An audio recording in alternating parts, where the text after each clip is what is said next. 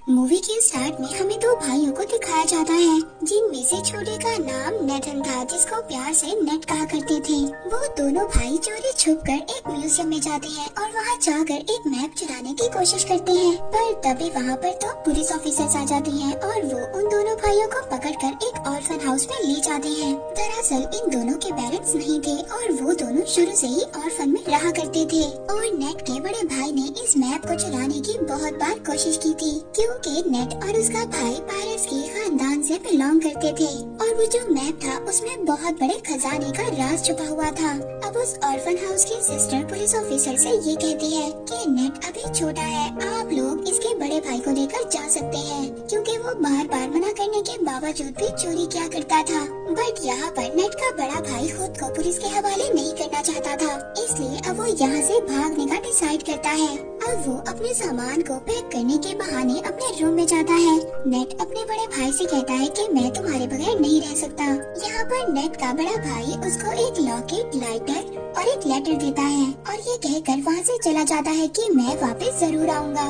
अब नेट अपने बड़े भाई के जाने के बाद जब वो लेटर ओपन करता है और उस पर लाइटर की रोशनी डालता है तो उसको एक मैसेज मिलता है। उस लेटर में ये लिखा था कि याद रखना, हम लोग पायरेट्स फैमिली से बिलोंग करते हैं और हम लोग जरूर मिलेंगे।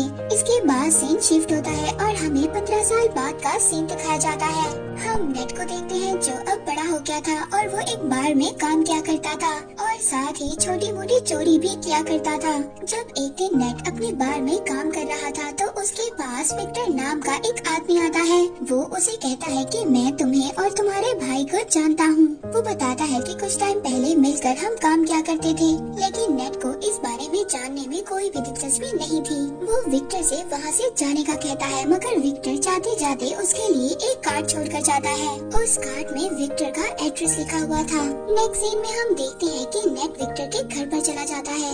वो उसके घर में जाकर वही मैप देखता है जो कई साल पहले उसने और उसके भाई ने चुराने की कोशिश की थी। तो तभी वहाँ पर विक्टर भी आ जाता है। विक्टर कहता है कि अगर तुमने पहले ही आना था तो मुझे तभी बता देते।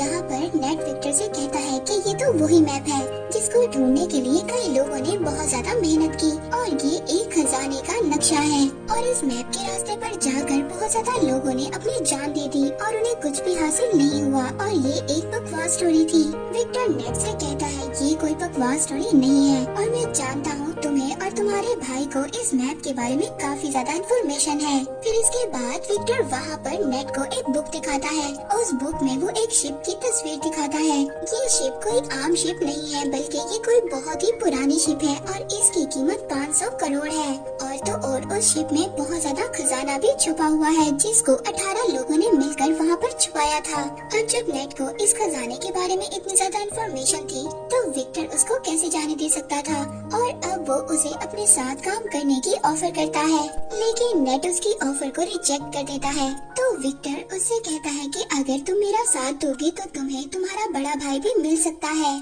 नेट घर जाता है और घर जाकर अपने बड़े भाई की चीजों को देखने लगता है और इसके बाद वो विक्टर के साथ काम करने के लिए एग्री हो जाता है। अगली सुबह हम देखते हैं नेट विक्टर को एक क्रॉस का साइन दिखाता है। वो कहता है कि ये कोई क्रॉस का साइन नहीं है, बल्कि उस खजाने तक पहुंचने की चाबी है। जिस पर विक्टर कहता है कि इसमें से एक चाबी तो मेरे पास है और दूसरी चाबी हमें जल्दी चुरानी होगी। विक्टर नेट को बताता है कि इसके साथ की दूसरी चाबी एक ऑक्शन कंपनी में है और बहुत जल्दी वो उस चाबी को नीलाम करने वाले हैं और जल्दी हमें उस चाबी को वहाँ से चुराना होगा। अब विक्टर उस कंपनी में जाकर उस चाबी को चुरा लेता है। उस चाबी को चुराकर जब वो वहाँ से आ रहा था तभी वहाँ पर एक लड़की आती है जिसका नाम ब्रैड था और वो विक्टर के गले पर नाइफ रखकर कहती है कि ये चाबी मुझे दे दो, और ये सब कुछ वो अपने बॉस के कहने पर कर रही थी और ये लड़की विक्टर की पुरानी दुश्मन भी थी।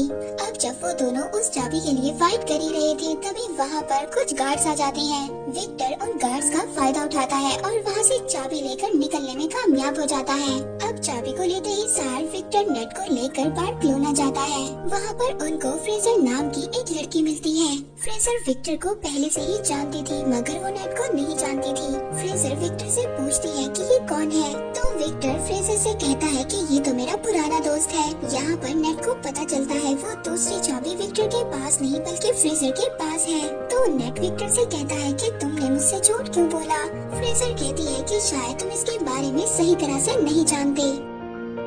अब जब वो दोनों आपस में बहस कर ही रहे होते हैं तभी वहाँ से फ्रेजर वो चाबी लेकर वहाँ से भाग जाती है।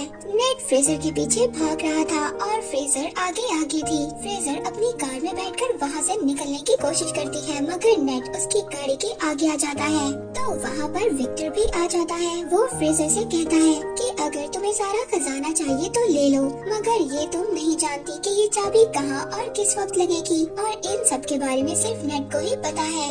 ये बात सुनने के बाद फ्रेजर उन दोनों के साथ काम करने के लिए तैयार हो जाती है। नेट उन लोगों को बताता है कि बहुत सालों पहले उन 18 लोगों ने उस खजाने को चर्च में छुपाया था। अब वो तीनों चर्च में पहुंच जाते हैं। वहां पर पहुंचने के बाद नेट अपने भाई के दिए हुए कार्ड्स को पढ़ने लगता है जिससे उसे ये बात कंफर्म हो जाती है कि वो सही लोकेशन पर है। अब वो तीनों चोरी छुपकर चर्च के बेसमेंट में पहुंच जाते हैं। वहाँ पर उनको चाबी लगाने की जगह भी मिल जाती है। वो चाबी की जगह एक स्टैचू के नीचे थी। अब यहाँ पर इनको ये बात नहीं पता थी कि चाबी को किस साइड पर घुमाना है। विक्टर बुक में पढ़ता है और कहता है कि दोनों चाबियों को क्लॉकवाइज घुमाना है। ऐसा करते ही उस स्टैचू में से कुछ एरोस निकलने लगते हैं मगर उन तीनों में से किसी को भी कोई नुकसान नहीं होता। इसके बाद दोबारा से रिस्क लेते हुए नेट और फ्रेजर चाबियों को एंटी क्लॉकवाइज घुमाते हैं जिसके बाद स्टैचू के पीछे से रास्ता निकल आता है। वो रास्ता एक गुफा से होकर जा रहा था।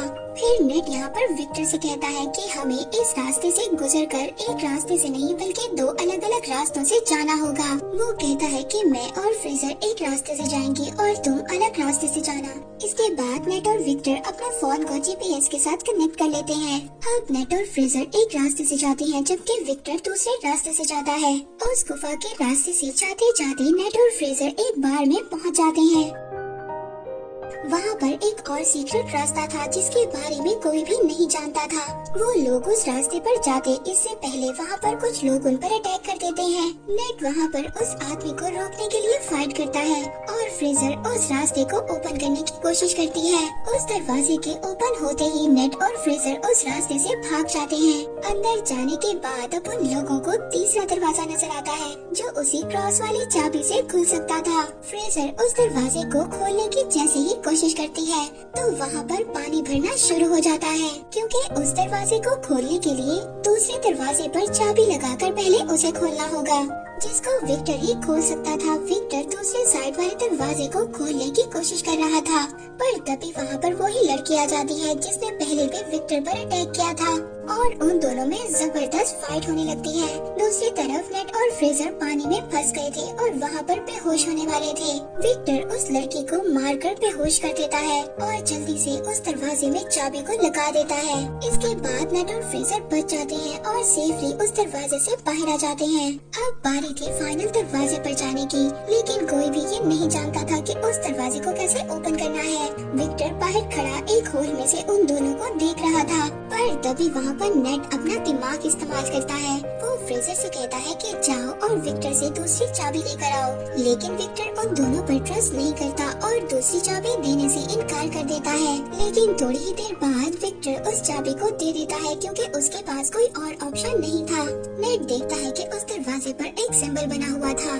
नेट जब उन दोनों कीज को मर्ज करता है तो वही सिंबल बन जाता है जो उस दरवाजे पर बना हुआ था, जिसकी वजह से वो लोग अब उस दरवाजे को भी खोल लेते हैं। जब वो उस दरवाजे के अंदर एंटर होते हैं तो एंटर होते ही उन्हें 3 बड़े बड़े पॉट दिखाई देते हैं। दूसरी तरफ विक्टर नेट से बार बार पूछ रहा था कि खजाना मिला या नहीं। नेट फ्रेजर को ऊपर करता है ये देखने के लिए कि उन पॉट्स में क्या है। फ्रेजर जब देखती है तो उन पॉट्स में तो बहुत सारा नमक था। इसका मतलब ये था कि यहाँ पर कोई भी खजाना नहीं था। तभी वो तीनों पॉट्स अचानक से टूट जाते हैं। वो देखती है कि उनमें से एक मैप निकलता है और यही मैप ही उस खजाने तक जाने का रियल मैप था। अब जब नेट मैप को देख रहा था तभी फ्रेजर उस पर गन पॉइंट कर देती है। वो कहती है कि तुम्हें क्या लगता है विक्टर ने तुम्हें सब कुछ सच बताया है? वो गन को नेट के सर पर मारती है और उसको मारकर बेहोश कर देती है। उस मैप को लेकर वहाँ से चली जाती है और जाते जाते उन कीज को भी ले जाती है।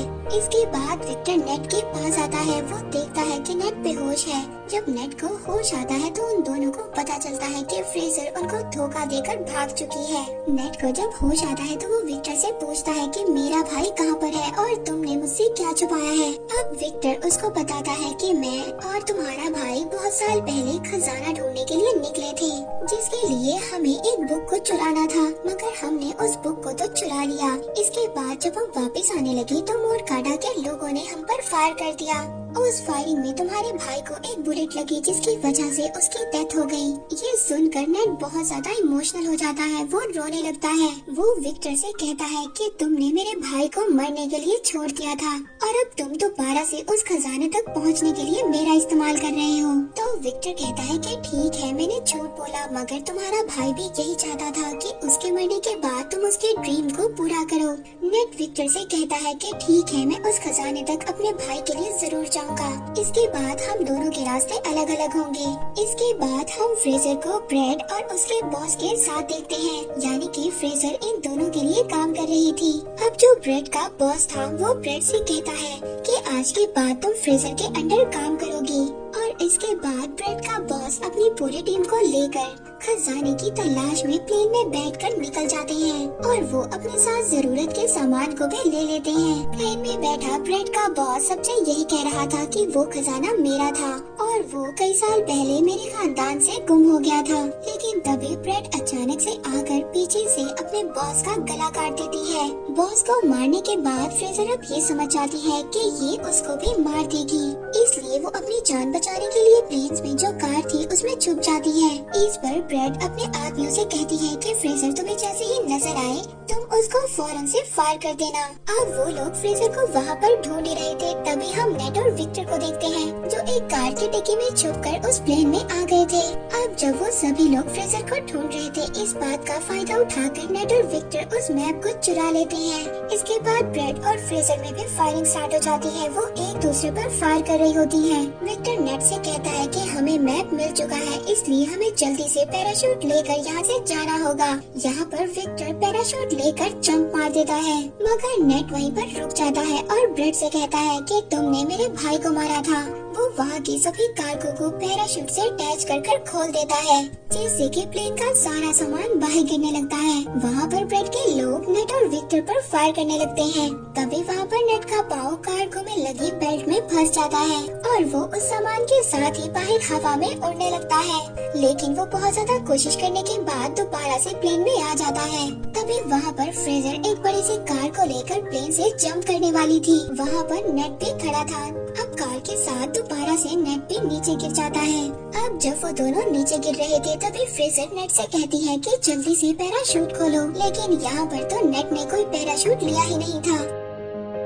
अब वो दोनों हवा में ही उड़ रहे थे, मगर तभी जल्दी से नेट एक कार्गो के पैराशूट को ओपन करता है और वो दोनों उस कार्गो पर चले जाते हैं। उस पैराशूट पर जाने के बाद वो दोनों समुद्र पर लैंड करते हैं। अब वो लोग एक बीच पर पहुंच गए थे। वहाँ पर पहुँचने के बाद वो एक होटल में स्टे करते हैं। उस होटल में जाने के बाद वो दोनों मैप को समझने की कोशिश करते हैं, लेकिन यहाँ पर फ्रेजर को तो कुछ भी समझ नहीं आती और वो आराम से जाकर सो जाती है। लेकिन नेट यहाँ पर पूरी रात मेहनत करता है और उस मैप को समझ लेता है और कुछ नोट्स भी बना लेता है। जब सुबह फ्रेजर उठती है तो वो देखती है कि नेट ने मैप को समझकर नोट्स भी बना लिए हैं और वो यहाँ पर दोबारा से चला के दिखाती है। वो उस नोट को लेकर खजाने के लिए निकल जाती है। नेट जब सुबह उठता है तो वो देखता है कि वहाँ से नोट गायब है और ये देखकर वो मुस्कुराने लगता है। दरअसल नेट ने उस नोट पर गलत लोकेशन को मेंशन किया था और जो रियल लोकेशन थी वो नेट के पास ही थी। नेक्स्ट सीन में हम देखते हैं कि नेट एक बोट में उस लोकेशन पर पहुंच जाता है जो एक आइलैंड की गुफा में था। वहीं पर दूसरी तरफ ब्रेड ने भी नेट पर नजर रखी हुई थी। वहीं पर नेट पानी में जंप कर स्विम कर उस गुफा तक पहुंच जाता है, जहां पर वो दो बहुत बड़ी बड़ी शिप्स को देखता है, जिसको ढूंढते हुए न जाने कितने लोगों ने अपनी जान को गंवाया था। उस शिप के जब नेट अंदर जाता है तो वहाँ पर उसको बहुत सारा गोल्ड मिलता है, लेकिन पीछे से तभी उसे विक्टर की आवाज आती है। विक्टर भी वहाँ पर आ गया था और ये देखकर नेट काफी ज्यादा डर जाता है और पूछता है कि तुम यहाँ पर कैसे आ गए। तो वो उससे कहता है कि क्या तुम भूल गए, तुम्हें तो मुझे अपने जीपीएस से कनेक्ट किया था। अब जब वो दोनों मिलकर उस खजाने को देख ही रहे थे तभी वहाँ पर ब्रेड भी अपने लोगों के साथ आ जाती है। उन लोगों को देखकर नेट और विक्टर दोनों छुप जाते हैं। ब्रेड तभी अपनी पूरी टीम को बुलाती है और उन दोनों शिप्स को प्लेन के जरिए वहाँ से लेकर जाने वाली थी, क्योंकि वो ये जानती थी कि खजाने के साथ साथ उस शिप की कीमत भी करोड़ों में थी। अब विक्टर और नेट उस शिप से बाहर आते हैं। वो दोनों अब उस शिप को ही हाईजैक करने का प्लान बनाते हैं। वो वहाँ पर शिप के फ्रंट पर आते हैं और वहाँ पर सभी गार्ड से फाइट करने लगते हैं। यहाँ पर नेट भी सभी गार्ड्स को खूब मार रहा था। वो गार्ड्स को पानी में नीचे फेंक देते हैं। अब एक एक गार्ड को मारने के बाद वो प्लेन को हाईजैक कर लेते हैं। ब्रेड जब ये देखती है तो वो गुस्से में आ जाती है। वो दूसरे शिप से उन लोगों पर अटैक करवाती है। विक्टर ब्रेड और उसके लोगों से बचने के लिए हेलीकॉप्टर को तेजी से उड़ा रहा था, मगर यहाँ पर ब्रेड तो उसके पीछे ही पड़ गई थी। इसके बाद ब्रेड के लोग नेट के शिप पर आ जाते हैं। वो सभी लोग नेट से फाइट कर रहे थे, पर तभी ब्रेड सामने से आकर नेट के शिप से टकराने ही वाली थी। नेट पुराने कैनन से ब्रेड के हेलीकॉप्टर पर अटैक कर देता है, जिससे उसका हेलीकॉप्टर डिस्ट्रॉय हो जाता है और तभी उसका शिप भी एक पहाड़ी से टकराता है और पूरी तरह से डिस्ट्रॉय हो जाता है। मगर ब्रेड वहाँ से बच जाती है और अब वो नेट के शिप पर जंप करती है। वो नेट से कहती है कि जो मेरा नहीं हो सकता वो किसी का भी नहीं हो सकता, और इतना बोलकर वो शिप के एंकर को समुद्र में फेंक देती है, जिसकी वजह से शिप और हेलीकॉप्टर आगे नहीं बढ़ पाते और विक्टर का सोने से भरा हुआ बैग भी नीचे गिरने लगता है। वो अपने हेलीकॉप्टर को ऑटो पायलट कर उस बैग को बचाने जाता है। उधर नीचे शिप पर ब्रेड और नेट की आपस में फाइट हो रही थी। नेट अब किसी तरह से बचते बचाते हेलीकॉप्टर पर चढ़ने की कोशिश करता है और उसके पीछे ब्रेड भी आ रही थी।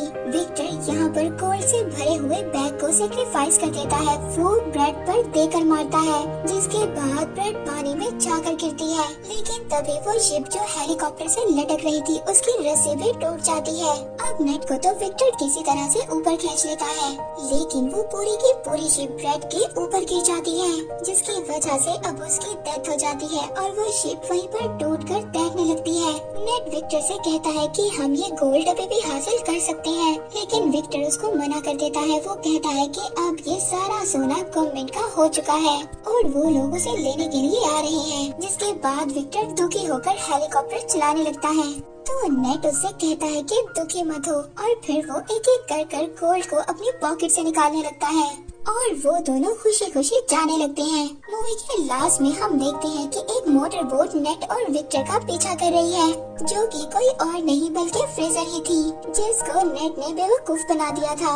हम देखते हैं कि नेट का भाई अभी भी जिंदा था, जो कि एक जेल में बंद था, और इसी के साथ ये मूवी यहीं पर एंड हो जाती है।